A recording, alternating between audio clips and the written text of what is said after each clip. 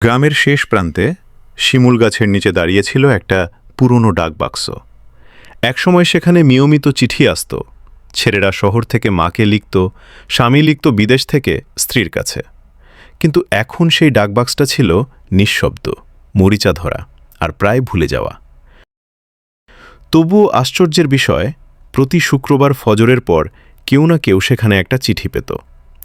চিঠিগুলো কখনো মোটা কাগজে, কখনো পাতলা, কোনোটায় সুন্দর হাতের লেখা, কোনোটায় কাঁপা কাঁপা অক্ষর।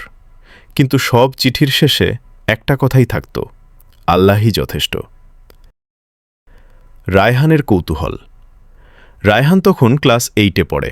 তার বাবার দোকান বন্ধ হয়ে গেছে, মায়ের চোখে সবসময় দুশ্চিন্তার ছাপ।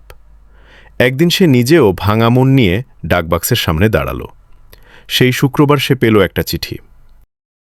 রিজিক কমে যায়, সম্মান কমে না, আল্লাহ দেখছেন। রায়হানের চোখ ভিজে উঠল। এই কথাটা যেন ঠিক তার জন্যই লেখা। গ্রাম বদলাতে শুরু করল।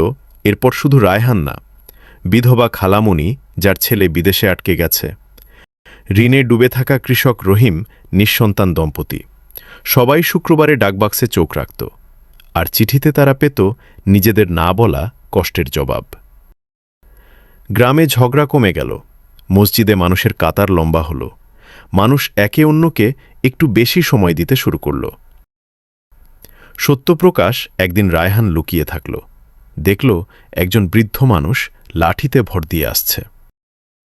চোখে পানি, ঠোঁটে নীরব দোয়া। সে ধীরে ধীরে ডাকবাক্স খুলে চিঠি রাখল। রায়হান সামনে গিয়ে বলল, চাচা, আপনি কেন এসব চিঠি লেখেন? বৃদ্ধ গভীর নিঃশ্বাস ফেলে বলল, বাবা, একসময় আমি নিজেও এই ডাকবাক্সে দাঁড়িয়ে কাঁদতাম। আমার ছেলে হারিয়ে গিয়েছিল। কেউ কোনো চিঠি দেয়নি। তখন বুঝলাম, আল্লাহ মানুষের হাত দিয়েই মানুষের সাহায্য করেন।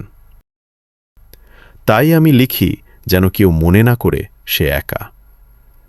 শেষ চিঠি। সেই সপ্তাহে ডাকবাক্সের শেষ চিঠিটা পাওয়া গেল।